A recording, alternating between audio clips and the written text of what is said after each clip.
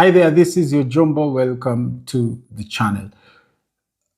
Immediately after the Kalou by-election that was held on the 16th of July 2026, we saw President Ruto's closest henchmen going after the Kikuyu community.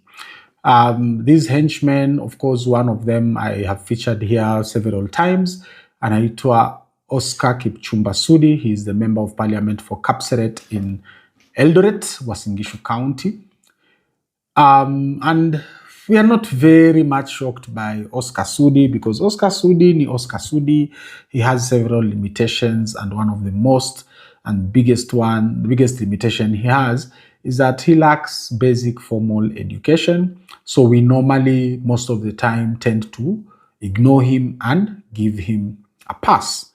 And also Pia, because he is an elected leader, Oscar Sudi represents people. He has a mandate despite his limitations, and he speaks for a certain people. So whether you are a constituent of Kipchumba, Kipchumba Sudi, Oscar Kipchumba Sudi, because the problem of saying Kipchumba is that when you start with Kipchumba, you might be talking about the other Ruto cartel member, the alleged thief who has a big appetite for stealing taxpayer money and buying watches worth millions of shillings, and anaitwa Kipchumba Murkomen. But today we are talking about Oscar Sudi, the one who mdomo yake inakuanga wazi 24 hours, 7 days a week, 365 days a year.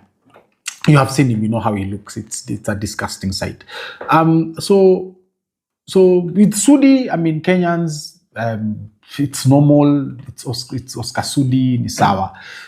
And then there's another one also who has gone on attack mode the previous weekend immediately after the by-election ya Kalou, anaitwa Faruk Kibet. Faruk Kibet is the president's private secretary.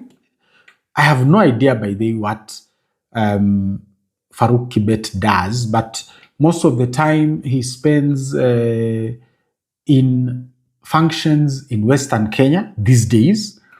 The story is that he was kicked out of State House by Mama Rachel Ruto. That is an allegation. I have no way to prove it. But from what I know, what I understand, he was President Ruto's private secretary. I have no idea what a private secretary does. Most likely ni mtu wa kuambia wewe lete maji ya kunywa ikiwe baridi, wewe nenda uchemshe chai ulete hapa, niko na wageni, wewe funga mlango, funga madirisha na utoke nje, tunataka kuongea mambo ya watu wazima hapa. So nikanda ya moko, it is like, mtu wa mkono. But these days Faruk Kibet is called Sir Faruk Kibet by politicians who are carrying favor with President Ruto. I have no idea what President Ruto told his stooges about Faruk Kibet, but he's given a very big profile out there. Ukiona kwa hizi posters wakienda kwa michango ya makanisa huko, especially huko kwa Wakalenjin, wakienda Nandi Hills, wakienda Elgeyo Marakwet, huko kwa Wapokot, wakienda wapi, Baringo, ukiona zile posters huwa zinasema Sir Faruk Kibet. So it's a total joke. But then, so Faruk Kibet pia he immediately went on to attack mode, and he was attacking the Kikuyu community and rubbishing the Kalou by-election. What has made me make this episode, what has really disturbed me, is that now tumetoka kwa watu wa kutumwa chai kutukana jamii wa Kikuyu on behalf of President Ruto, because I have told you here time and again that whenever you see Oscar Sudi speak, whenever you see people like Faruk Kibet speak, they are speaking on behalf of President Ruto, because President Ruto is bound by the Constitution to be a unifying symbol. Him as an individual and him as president, because they are two different people. Sawa, there is President Ruto, yenye ni mtu kama mimi, Mkenya wa kawaida, but once you occupy that office of president, sawa, your person and the office tend to become one, they become intertwined. So you cannot go out there, for example, wende ukatusi wa Kikuyu ukiwa president, ama utusi wa Jaluo, ama utusi wa Giriama, like you are supposed to be a unifying symbol as per the constitution of the Republic of Kenya. So kuna mambo ambayo President Ruto haezi kusema, na hayo mambo ambayo haezi kusema huwa yanasemwa na watu kama Oscar Sudi na Faruk Kibet. So these are people who we know, these are President Ruto's stooges. Ni watu ambao wakitumwa jacket kwa gari na President Ruto wanakimbia, they run. So they owe their existence and everything they have today to Ruto. That is why they are ready to do anything, that they are ready to say anything on behalf of their master, including treacherous and treasonous things. So what shocked me and what made me make this episode today is that a cabinet secretary by the name of Aden Duale, at a function in Lafay, I think, huko kwao, he called the Kikuyu community and the people of the Kikuyu community hyenas. I am not going to give you the opportunity to platform Aden Duale on this channel. I am not going to share a clip of what he was saying. He was speaking in Somali. I think the language is Somali. But I am not going to platform those, whatever he said, his speech on my Mobili Mogodi TV channel.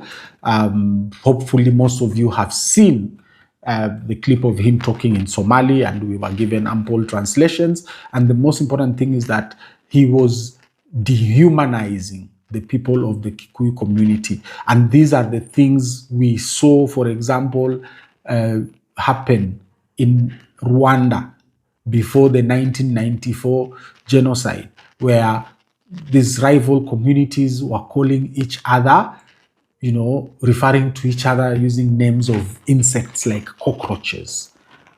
When you start calling people hyenas and cockroaches and things like that, those are those are hateful words, sawa, and those words lead to building tensions amongst people. These words lead to loss of life, loss of property. So, and one thing you guys do not know about Aden Duale is where he is today because of Ruto. So he is also a Ruto stooge and a very, very good thief of President Ruto.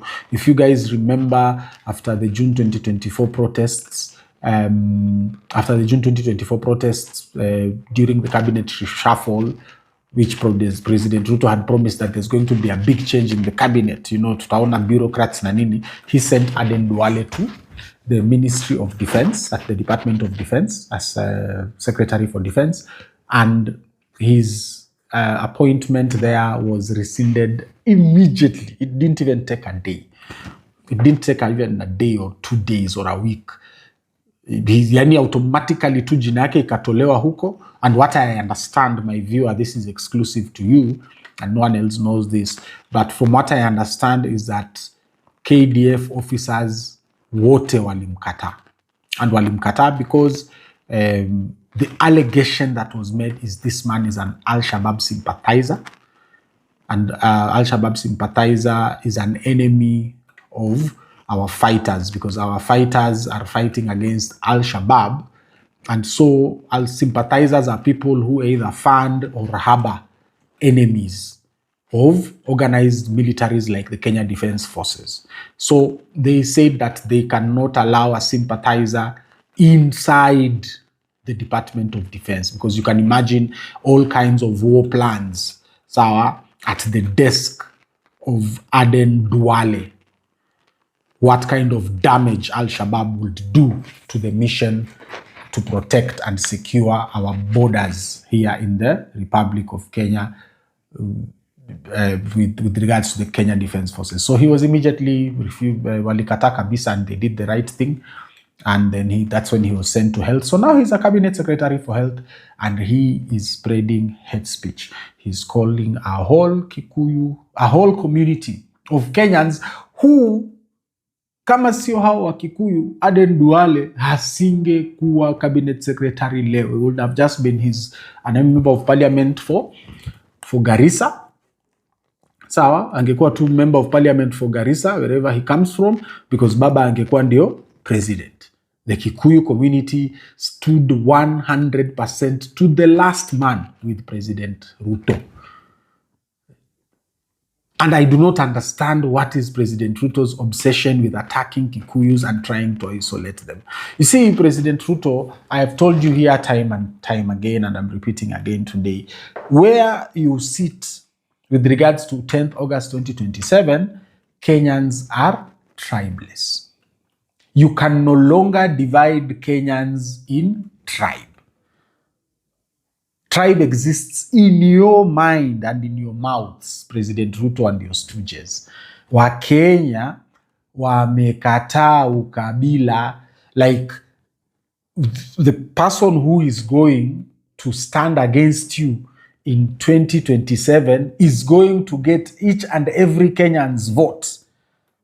Because it is not a Kikuyu affair, it is not a Luo affair, it is not a Luya affair, it is not a Coast affair. The affair is one.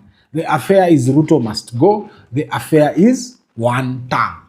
So your attempts to incite Kenyans against the Kikuyu community are not going to work. And that is why I also say I do not trust Rigathi Gachagua, because Rigathi Gachagua is playing also the politics of tribe. Murima this, Mount Kenya this, Mount Kenya that. The people of Kalou did not vote for Nani because that is their Kikuyus, ama their Mount Kenya Manini. They voted because they were sending a message to President Ruto that it is one term. That is how Kenyans are united. You know, you guys, you don't trust me. Hamuniamini. But toka nje utembee Kenya. Very soon I am going to Kilifi. Very soon I'm going to Kilifi. I will spend a whole week. I will show you the real people of Kilifi. Very soon I'm going to Luo Nyanza, Kisumu, Homa Bay, Migori, Siaya. I will show you the real Kenyans. There is nothing to do with that is mimi ni Mjaluo. No. Mimi nimechoka hii serikali ya President Ruto because number one ni muuaji. Number one ni muuaji. It is not about policy. It is not about education. So when you see President Ruto scrambling now, talking about university education, no one cares about it now. Kenyans are way past that. The conversation now is that you, President Ruto, have shown Kenyans that you are going to do anything to retain and keep this power, including fomenting chaos, including stoking anarchy, including pitting Kenyans against each other to create violence, riots. We have seen it in Kalou. We have proof. You sent armed goons, masked, who are police officers, in government vehicles, including an MP, alikuwa hapo anaitwa Kawanjiku, to try and foment nini? And foment anarchy, riots, chaos, and violence amongst the people of Kalou. They are not goons, those are police officers. So Kenyans, the unity is around the country and people are unified by one thing: Ruto must go one term. Hivyo tu. Mambo ya ukabila sijui ati wa Kikuyu ni pumbavu wake yeye na nani na Gachagua. But wa Kikuyu are waiting to get the right candidate for 2020. It doesn't matter whether it will be Maraga, it doesn't matter whether it will be Okiya Omtata. For those of people of Matiang'i, they don't care. They don't care if it is going to be Kalonzo Musyoka. They don't care whether it is going to be Edwin Sifuna. It is only going to be one candidate versus Ruto, and Ruto goes direct to Committee Maximum Prison.